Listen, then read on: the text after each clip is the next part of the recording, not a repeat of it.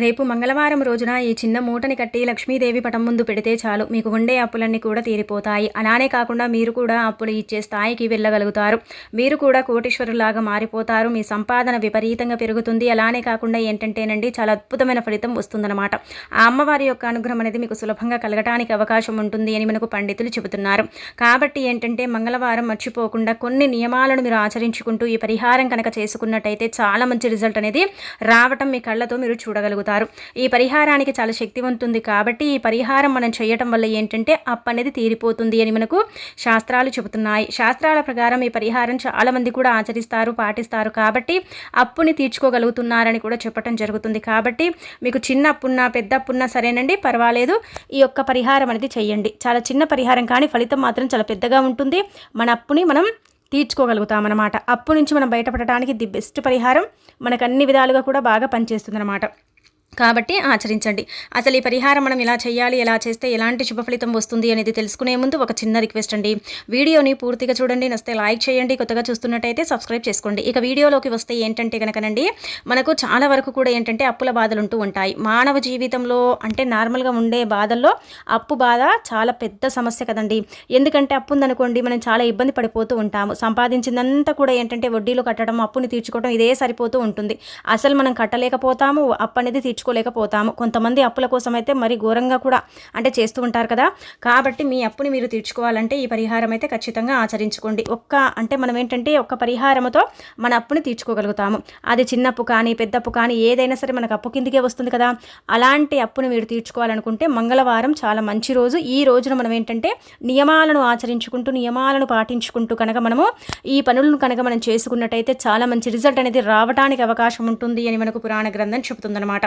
శాస్త్రాల ప్రకారం ఏంటంటే మంగళవారం పూట అంటే ఈ పరిహారం ఎవరైతే ఆచరిస్తారో వారికంతా కూడా మంచి జరుగుతుంది. వారి అప్పు ఖచ్చితంగా ఏంటంటే 3 నెలల్లో తీరిపోతుందని కూడా చెప్పడం జరుగుతుందన్నమాట. మీ అప్పుని మీరు తీర్చుకోవాలన్నా, మీకు ధనం రావాలన్నా, ధన ద్వారాలు తెచ్చుకోవాలన్నా, అలాగే కాకుండా ఎవరికైనా ఇవ్వాల్సిన డబ్బు మీరు ఇవ్వడమే కాకుండా మీకు రావాల్సిన డబ్బుని కూడా మీరు రప్పించుకోవడానికి ఉపయోగపడే పరిహారం అన్నమాట. కాబట్టి ఆచరించండి. ఈ పరిహారం ఏంటంటే ఈ పరిహారం సిద్ధించిన పరిహారము. అంటే ఇది మనకు చాలా చక్కగా ఉపయోగపడే పరిహారము, చాలా మంచి రిజల్ట్ని తెచ్చిపెట్టే పరిహారము. అలాగే కాకుండా ఏంటంటేనండి చాలా వరకు కూడా అద్భుతాలను సృష్టించే పరిహారం అని చెప్పొచ్చు. ఆ అమ్మవారికి ఇష్టమైన వస్తువులన్నీ కూడా మనము అంటే మూటలో పెట్టి, మూట కట్టి, ఒక వస్త్రంలో పెట్టి మూట కట్టి ఆ అమ్మవారికి సమర్పిస్తామన్నమాట. అలా సమర్పించటం వల్ల మనకు మంచి జరుగుతుంది. ముఖ్యంగా మనం చెప్పుకోదగ్గ విషయం ఏంటంటే కనుకనండి, మంగళవారం మీరు తలస్నానం చేయాలని రూల్ ఏవి లేదు. వంటి స్నానం చేయండి, కానీ ఎరుపు రంగు బట్టలను అయితే వేసుకోకండి. నార్మల్గా వేరే బట్టలు వేసుకొని పరిహారం అయితే చేసుకోండి. ఇక్కడ చూపించే విధంగా ఏంటంటే ఇన్ని కావాలండి మనకు. ఇవన్నీ కూడా మన ఇంట్లోనే ఉంటాయి. మనం పెద్దగా ఇందులో ఖర్చు పెట్టాల్సింది ఏముంది, ఏమీ లేదనమాట. అన్నీ మన ఇంట్లో ఉంటాయి కాబట్టి వీటిని తీసేసుకోండి. ముఖ్యంగా పాత వస్త్రమైనా పర్వాలేదు, కానీ ఎరుపుది మాత్రం వాడకండి. పసుపుది తీసుకోండి. అది పసుపుది ఏంటంటే కనుక చాలా వరకు కూడా మనకు రెట్టింపు ఫలితం తీసుకొస్తుంది.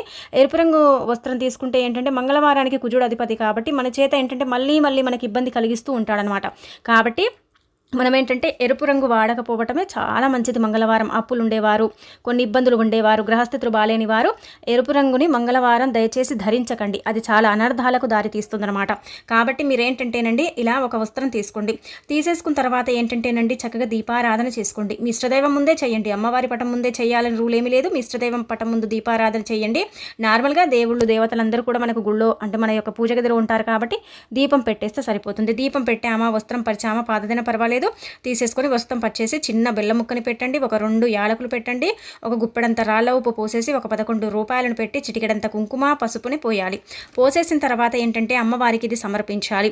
ఇందులో మనం అంటే గుర్తుపెట్టుకోండి 2 యాలకులు పెడుతున్నాము. యాలకులు ఇంట్లో అయినా పర్వాలేదు తీసుకోవచ్చు. చిన్న బెల్లం ముక్క అండి, అంటే చిటికెడ కంటే కొంచెం ఎక్కువగా ఒక అంగుళం ముక్క ఉండేలాగా చూసుకోండి. చిన్న ముక్క అయితే సరిపోతుంది అనమాట. బెల్లం మరీ పెద్దగా బెల్లాన్ని తీసుకోవాల్సిన పనే లేదు. చిన్న బెల్లం ముక్క అయితే చాలా అద్భుతమైన ఫలితం వస్తుంది. ఎందుకంటే బెల్లం గురించి మనందరికీ తెలిసిందే కదా, ఎప్పుడు మనం చెప్పుకుంటూ ఉంటాము. బెల్లము నివేదన అయ్యే పదార్థం కాబట్టి బెల్లంతో పరిహారం చేస్తే ఖచ్చితంగా సిద్ధించి మంచి శుభ ఫలితాన్ని తెచ్చిపెడుతుందన్నమాట.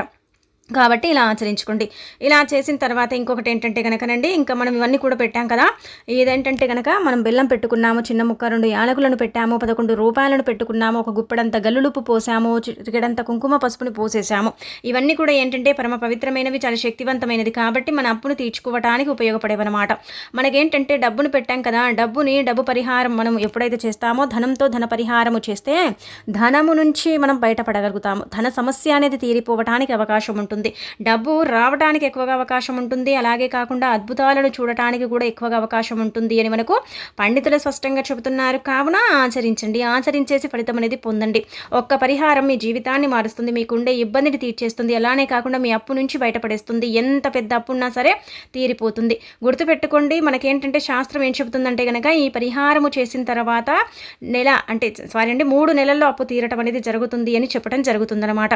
అంటే 3 నెలల 16 రోజులు కానీ 3 నెలల 15 రోజుల్లో ఏంటంటే అప్పుని మనం తీర్చుకోగలుగుతామని చెప్పడం జరుగుతుంది. కాబట్టి ఖచ్చితంగా ఈ విధంగా ఆచరించండి. ఇలా మనం ఏంటంటే మూట కట్టుకొని లక్ష్మీదేవి పటం ముందు పెట్టుకోవాలి. అమ్మవారి యొక్క పటం ముందు పెట్టుకొని మనం చక్కగా సంకల్పం చెప్పుకోవాలి. అంటే మనం అప్పు కోసం పరిహారం చేస్తున్నాం కదా, అప్పు తీరిపోవాలని, అప్పుల నుంచి మనం బయటపడాలని, అప్పు అనేది ఉండకూడదని, మన లైఫ్లో అప్పు ఉండకుండా మనం చక్కగా ఉండాలనేసి మనం చెప్పేసుకొని అమ్మవారి పటం ముందు పెట్టుకొని అనంతరం వచ్చేసి ఏంటంటేనండి, గుర్తుపెట్టుకోండి, ఒక గంట సేపు వదిలేయండి. అలా గంట సేపు వదిలేయటం వల్ల ఏమవుతుందంటే కనుక ఆ అమ్మవారి యొక్క అనుగ్రహం అనేది మనకు సంపూర్ణంగా కలుగుతుంది. ఆ అమ్మవారి కృపా కటాక్షాలతో ఏంటంటే మనకు ఎల్ల వెళ్ళలకు కూడా బాగుంటుందన్నమాట. ఇలా ఏంటంటే ఆ మూటపై అమ్మవారి యొక్క అనుగ్రహం అనేది కలుగుతుంది. ఇలా కలిగిన అనంతరం ఏంటంటే ఆ మూటని తీసుకెళ్ళి గుర్తుపెట్టుకోండి, ఒక పచ్చని మొక్కలు, ఏ మొక్కైనా పర్వాలేదు, పచ్చని వృక్షం ఉంటుంది కదా కొంచెం మన ఇంటి నుంచి దూరము, అలాంటి మొక్క దగ్గర వదిలేసి రండి. అలా వదిలేయటం వల్ల ఏమవుతుందంటే మనకు చాలా అద్భుతమైన ఫలితం వస్తుంది. మన అప్పు అనేది తీరిపోతుంది. మనం పెట్టొచ్చిన తర్వాత ఆ మూటను ఎవరైనా విప్పినా మనకు అంటే సంబంధం లేదు, మనకేం చెడు జరగదు, వారికి అలా అని ఏం చెడు జరగదండి, మనకైతే ఖచ్చితంగా అప్పు అనేది తీరిపోతుంది.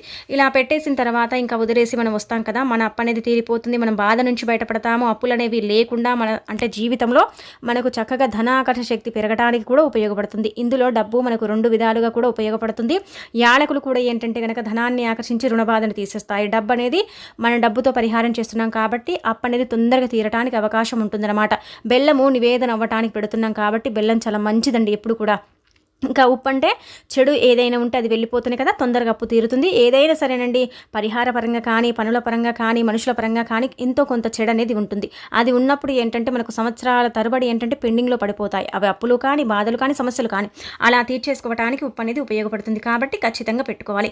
ఇక కుంకుమ పసుపు విషయానికి వస్తే ఇవి మంగళకరమైనవి, శుభకరమైనవి కాబట్టి వీటిని ఖచ్చితంగా పెట్టాలి. ఇవి పెట్టకపోతే పరిహారం అనేది సిద్ధించదు కదా, కాబట్టి పెట్టుకోండి. ఇక పసుపు రంగు వస్త్రం అనేది మనకు ఎంతో కొంత లాభాన్ని తెచ్చిపెడుతుంది అన్నమాట. పాతదైన మనం తీసుకోవటం వల్ల ఏంటంటే అప్పు అనేది తొందరగా తీరుతుంది. అలానే కాకుండా ఏంటంటే మనం కూడా అప్పులు ఇచ్చేస్తే అంటే స్టేజ్కి వెళ్ళటానికి అవకాశం ఉంటుందన్నమాట. ఈ పరిహారాన్ని ఎవరైతే పరిపూర్ణ నమ్మకంతో ఆచరిస్తారో వారి అప్పు అనేది తీరిపోతుంది. అలానే కాకుండా వారు కూడా అందరిలాగే అప్పులు ఇచ్చే స్థాయికి వెళ్ళటంతో పాటు కోట్ల సంపాదన వారి సొంతం చేసుకోవడానికి కూడా అవకాశం ఉంటుందన్నమాట. ఇది ఇచ్చిన డబ్బుని తిరిగి అంటే మనం తెచ్చుకోవడానికి, లేదంటే ఎవరికైనా అప్పుని మనం తీర్చుకోవడానికి కూడా 2 విధాలుగా కూడా మనకు పనిచేస్తుందన్నమాట. ధన ద్వారాలను తెచ్చుకొని ధనం వచ్చేలాగా, ధనానికి సంబంధించిన సమస్య అనేది తీరిపోయేలాగా, అలానే కాకుండా జీవితంలో అంటే మానవ జీవితంలో అప్పు లేకుండా సుఖంగా ఉండేలాగా కూడా ఉపయోగపడే పరిహారం కావున మీరు తప్పకుండా ఇది ఆచరించండి. ఆచరించేసి ఫలితం అనేది పొందండి. మీ జీవితాన్ని మార్చుకోండి. మీ జీవితంలో ఉండే అప్పులన్నీ తీర్చుకోండి. ఇంకా అలాగే కాకుండా ఏంటంటే కనుకనండి, మంగళవారం పూట ఆచరిస్తాం కాబట్టి చాలా మంచి రిజల్ట్ వస్తుంది. ఒక చెట్టు మొదట్లో పెట్టేసి మనం వస్తాం కదా, పచ్చని మొక్కల్లో మొదట్లో వదిలేసి ఈ మూటని మనం ఏంటంటే వెనక్కి తిరిగి చూడకుండా మన ఇంటికి వచ్చేయాలి. ఇలా వచ్చేసిన తర్వాత గుర్తు పెట్టుకోండి, మీరు ఏ రోజు చేశారో ఆ రోజు నుంచి 3 నెలల్లో మీ అప్పు అనేది తీరిపోవటానికి అవకాశం ఉంటుంది. మీకు చిన్న అప్పు అయినా సరే తీరిపోతుంది, పెద్ద అప్పు అయినా సరే తీరిపోతుంది.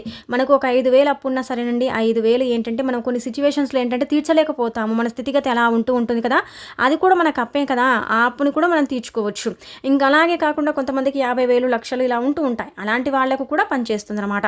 కావున ఆచరించండి. చిన్న అప్పుకైనా సరే పనిచేస్తుంది, పెద్ద అప్పుకైనా సరే పనిచేస్తుంది. అన్ని విధాలుగా కూడా మనకి పరిహారం పనిచేయడానికి ఉపయోగపడుతుంది అనమాట. కావున ఈ పరిహారం అయితే పరిపూర్ణ నమ్మకంతో చేయండి.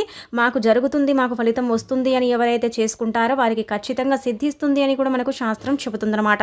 ఇంకా ముఖ్యంగా ఏంటంటే కనుకనండి, మంగళవారం ఈ పరిహారం చేసేవారు కానీ చెయ్యని వారు కానీ నార్మల్గా ఏంటంటే మనం అప్పున్నా లేకపోయినా కొన్ని నియమాలను మనం ఖచ్చితంగా ఆచరించుకోవాలి, పాటించాలి. అలా కనుక ఆచరించుకొని పాటించుకున్నట్టయితే ఏంటంటే మనకి ఇబ్బందులు అనేవి రావు. మన జీవితంలో ఏంటంటే సుఖాలను మాత్రమే మనం చూడగలుగుతాం, దుఃఖాలను మనం దూరం చేసుకోగలుగుతాం.